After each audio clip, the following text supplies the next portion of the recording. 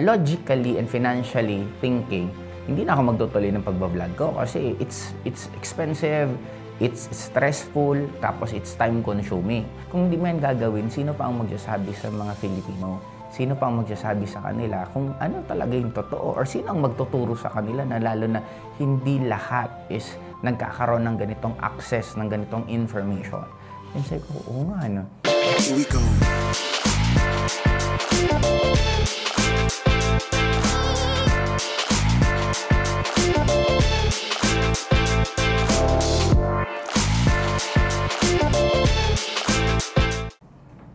Hi, classmate. Grabe, lagpas na akong isang buwan na hindi ko magawa ng vlog. Sobrang lang bilis ng panahon kasi nabisa ako nung nag-birthday ako.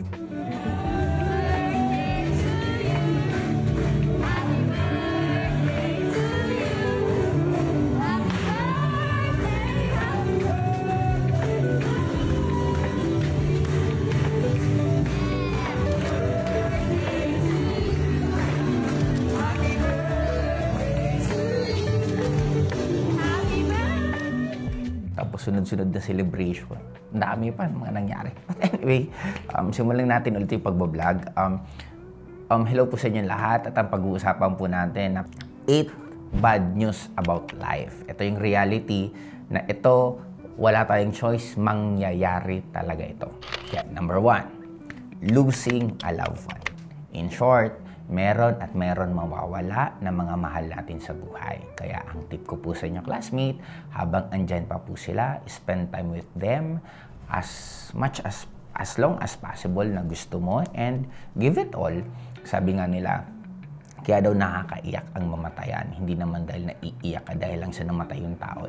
Mas madalas is umiiyak ka or nalulungkot ka kasi marami kang gustong gawin dun sa taong yun na hindi mo nagawa nung nabubuhay siya. Lalo pa tayo, mas lalong na-appreciate natin ang isang tao or ang isang bagay pag nawawala. Kaya para sa akin, classmate, lahat ng nandito sa mundong to hiram lang. Sabi ko nga sa iba, once na may namamit akong religious na tao, sabi ko, if religious enough, hindi ka dapat nalulungkot pag may mga namamatay kasi kinukuha lang naman nung nasa taas, yung Panginoon natin, yung mga pinahiram niya sa atin. And therefore, even yung katawan natin, even yung loved ones natin, hindi natin yan pag-aari. Kaya end of the day, pag hindi ikaw yung may-ari niyan, ibig sabihin, darating ang time na may kukuha niyan na totoong nagmamay-ari niyan. Kaya para sa akin, classmate, mangyayari yung mga ganyan na bagay. Kaya just spend time sa mga mahal natin sa buhay and give it all na pwede mong ibigay. Kasi para pag if ever man na maalam na sila dito sa mundong to, at least yung lungkot mo hindi ganun kalaki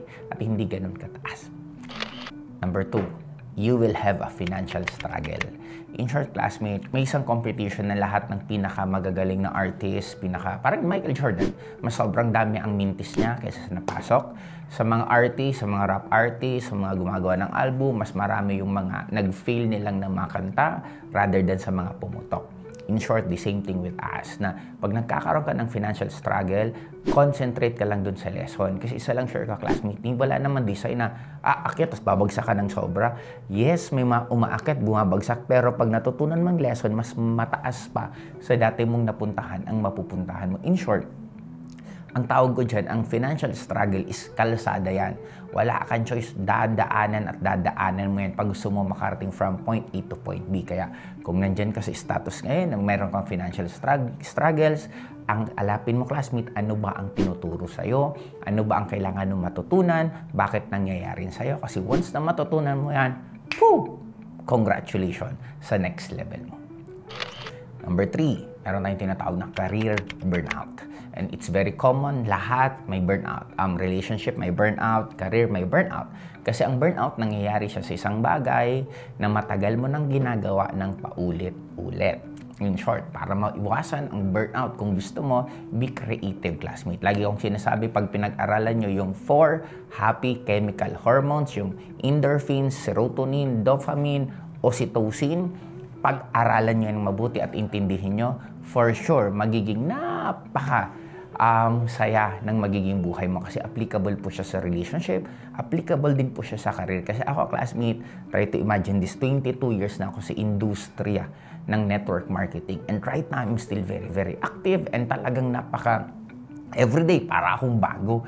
Na ang iba, ang nagiging choice, syempre, may mga ibang umaalis sa company namin, may mga ibang nag-change career, kasi akala nila, ang burnout, mawawala pag may mga bago kang ginagawa. Partly totoo. Pero ang pinakasimple, kung gusto nyo talaga mawala ang burnout, dapat ayusin mo yung internal mo. Na pag naayos mong internal mo, kaya mong ulit-ulitin na maramdaman yung naramdaman mo nung nagsisimula ka. The same thing sa relationship, di ba? Lahat ng relationship napaka-exciting sa first few months, first few years. The same thing with marriage, pero habang tumatagal, sabi nila, nawawala ng spark. Actually, kaya nawawala ang spark kasi on our first few years sa isang career o isang relationship, normally, ang happiness natin, ang excitement natin, nanggagaling sa external.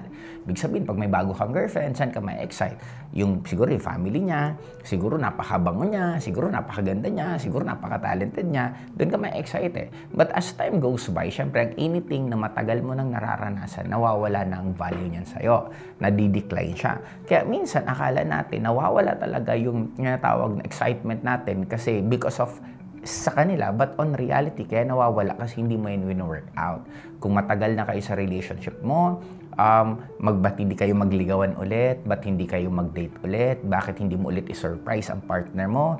Bakit hindi ka maging creative ulit na may magawin ka para kiligin ulit yan? Try mo lang. Pag naramdaman mo at nanggigil ka lalo dyan, ibig sabihin, kung uulit-ulitin mo lang yan, pwede pala everyday na masaya ka at excited ka sa mga bagay na ginagawa mo kahit napaka-tagal na. At sa ating number 5, betrayal. Yes, classmate, wala kang choice. Meron at merong gagawa sa inyo. In short, para sa akin, for this past, actually, isa din sa way bakit hindi ako masyadong gumawa ng vlog, maliban sa talagang ang daming activities na nangyari sa buhay ko. Second, may mga binagong programming sa sarili ko na I want to react dun sa mga bagay na negatively ang reaction natin, na paano ako magre-react positively.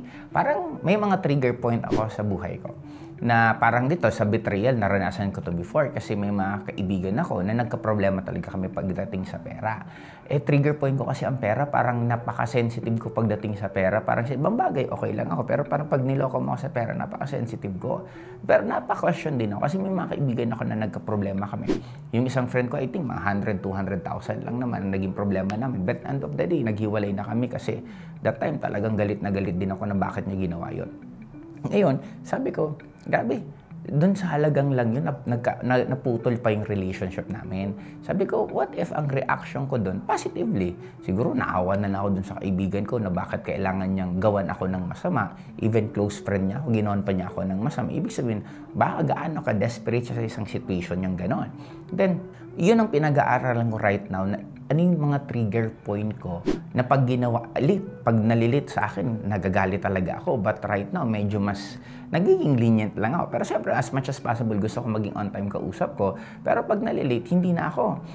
Tapos, ang isang mga pinag-aralan ko, paano, kasi ako din, parang pag may ginawa kang pangit, gagawin ko rin babalik ko rin sa'yo, may ganun akong ugali. But right now, hindi na eh. Parang nung isang beses, may isa kaming napareserve na resto. Tapos hindi pala kami na-reserve. Tukadas na siya, nag-antay ka magka 30 minutes to 1 hour sa isang restaurant na dapat doon kami kakain. Di syempre yung may-ari, tinext din ako. Then sabi niya, ala, sorry nga, ganyan. Normal, ang reaction ko dapat yan, wag na pare. Ang labo mo naman kausap eh, parang ganyan.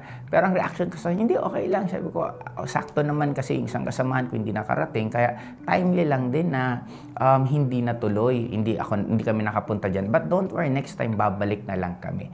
O diba, imagine mo yung reaction ko. Kung unang-unang ako noon, ang reaction ko dyan talaga, pare, wag na. Napakalabo mo naman kausap eh. Ang tagal namin nag-antay. Yun ang reaction ko lagi, negatively.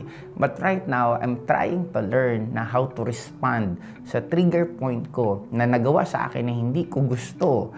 Pero paano ko pa rin siya i-counter in a positively. Kaya yun ang mga pinag-aaralan ko right now, classmate. Number 6, disappointment and failure. Classmate, hindi lahat ng ine-expect natin mangyayari. Kaya pag tumutulong ka, huwag ka lang mag-expect na ibabalik sa'yo. Kung ano yung binigay mo, yan ang ibabalik sa'yo. Kasi mas madalas, hindi naman talaga ganon. Hindi lahat ng effort natin masusuklian ng tama. Di ba? Parang sa pagbablog yan. Na minsan, sa akin din, parang ako, na-realize ko talaga na grabe yung sacrifices ko. Grabe yung kinakain kong oras para sa pagbablog. Then, hindi siya nare-reciprocate in some ways. Hindi siya nare-reciprocate na pera. Kasi ang liit-liit lang naman ang kinikita sa vlogging. Lalo pa, hindi naman ganun karami ang nanonood. Ano pa ba?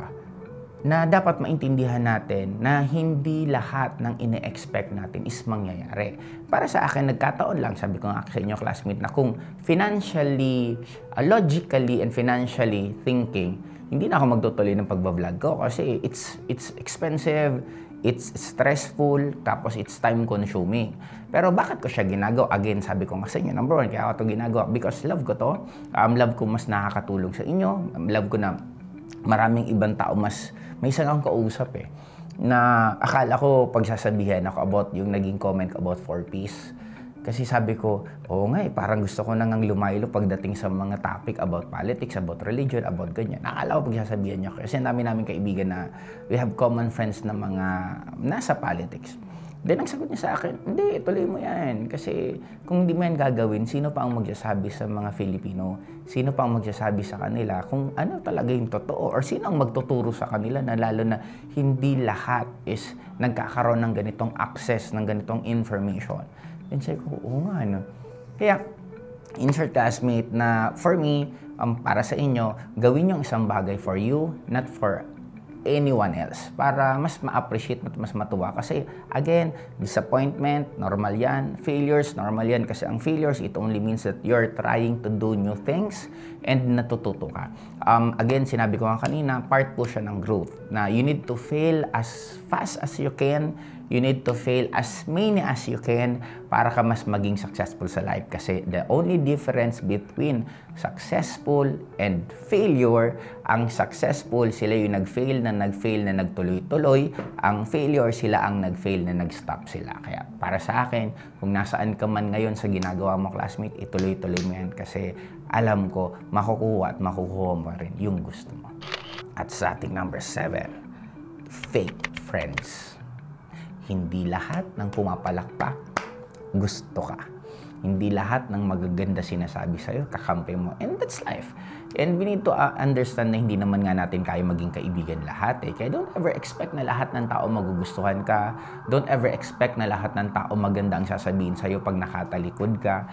Kasi ganoon talaga di ba parang lagi kong sinasabi para siyang pelikula or para siyang soap opera. Hindi naman magiging maganda ang pelikula kung lahat na lang bida.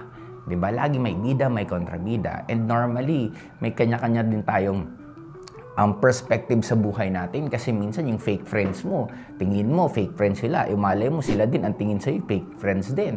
Hindi natin maano kasi napakahiwaga ng mundo Sabi nga, we have a multiple version of us sa bawat isang tao.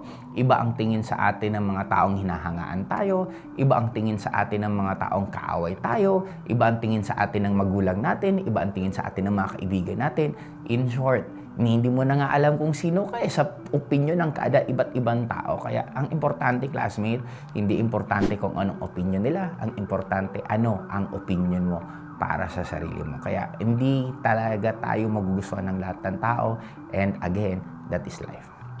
At sa ating number 8, di na tayo magtatapos sa bad news sa mundo natin. Okay? Number 8, magkakaroon ka ng self-doubt. There will come a point in your life na magtatanong ka, kaya ko pa ba talaga? May mararating pa ba ako? And ako na mismo magsasabi sa classmate, pag nagkaroon ka ng self-doubt or meron kang self-doubt ngayon, this is a great opportunity for me na sabihin sa'yo, ituloy mo yan. Kasi minsan nawawalan ka man ng tiwala sa sarili mo. May isang classmate ka na nandito na bakit ka umabot sa bidyong to, bakit mo to pinanood, ako mismo nagsasabi sa'yo, dinidiretso ko sa'yo na ituloy mo yan kasi kaya mo yan. Tandaan mo, yung pinagdaanan mo, pinagdaanan din ni classmate yan. Kaya lang, mas pinili ko na magtiwala sa sarili ko. Kaya ngayon, pinipay it forward ko na hindi lang ako nagtitiwala sa sarili ko. Kaya ako nagtutuloy-tuloy gumawa ng video at ng vlog na to kasi naniniwala ako sa inyo na mga nanonood ng mga videos ko, naniniwala ako na meron kayong mararating sa buhay. Kaya again, dito muna and sa susunod ulit.